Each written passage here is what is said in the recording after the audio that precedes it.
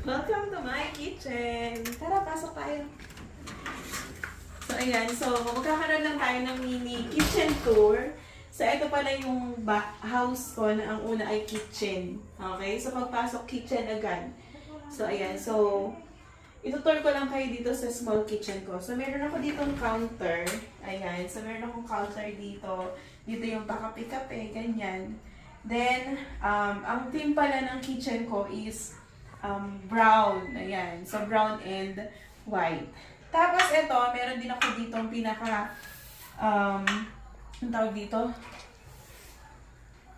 High chair. So, ganyan. So, coffee lang, like that. Ayan. So, ayan. So, meron na rin. Ito mga ito, nag-order ko lang din sa Shopee. Ayan. So, coffee. Ayan. So, ganyan.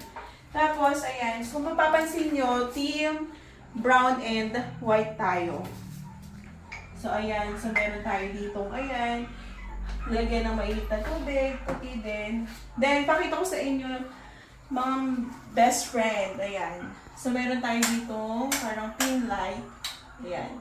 So, naiiba-iba yung kanyang color. So, meron tayong, ayan. So, yung white. Ayan. Warm. Ayan. Naiiba-iba. Ayan. So, dito tayo. So, dito, ito yung ito naman yung pinakamaliit na space ko para sa counter. So, dito ako nag-chop ng something kapag magluluto, ganyan. Tapos, meron na rin ako ditong mini pantry kasi nga wala akong paglalagyan talaga ng pantry. Kaya, ayan. So, ito na lang. So, yung box, di ba? Then, syempre, meron tayong pabulak-bulak dyan, pahalaman, ayan. So, ayan naman. Okay. Then, dito naman sa ilalim niya, mga anik-anik, pero huwag nyo na tignan kasi hindi pa nakaayos.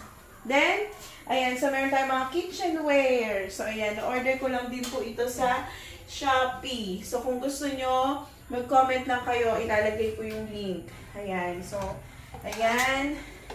Shopee din yan.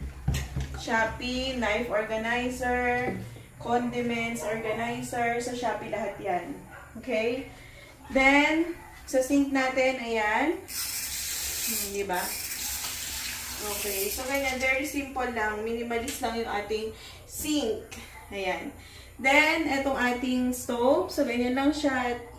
Simpleng-simple lang din. Then, ito, balak ko ditong palagyan ng pinaka pull-out cabinet. Ayan. Para nandiyan naka-organize yung aking mga kitchenware. And, ito pa. Ito yung part na gustong-gusto ko. Ito